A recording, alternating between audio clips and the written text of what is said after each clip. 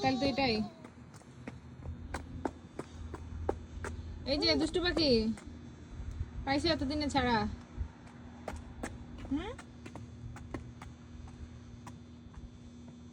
ওর প্যান্টটা সুন্দরই হয়েছে, এরকম একটা প্যান্ট পাইলে আমিও কিনতাম।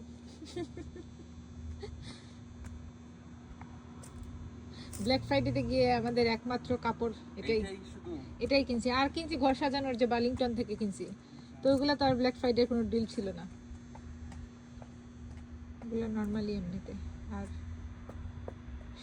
ব্ল্যাক ফ্রাইডে কেনাকাটা বলতে শুধু ওর প্যান্টটাই, ও না অন্য জিনিস ছিল।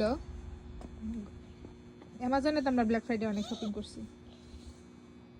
শপিং মলে এত কষ্ট করে গেলাম, এত কষ্ট করে আসলাম, সেখানে গিয়ে শুধু এই একটা প্যান্ট কিনলাম, যেটা এদিকে পাওয়া যেত।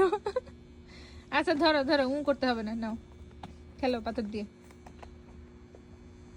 নিচু হইতে পারে না প্যান্টের